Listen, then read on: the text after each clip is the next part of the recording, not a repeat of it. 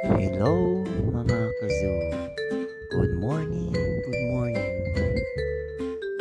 Mauni ni ang akong lula sita. Ako na pud siyang kilagaan sa iyang tambal nga super kalamonggay kay ihampol sa iyang samahan. Hello, hello, hello. Magpapansin na pud mi sa inyo mga kazoo. Thank you, thank you.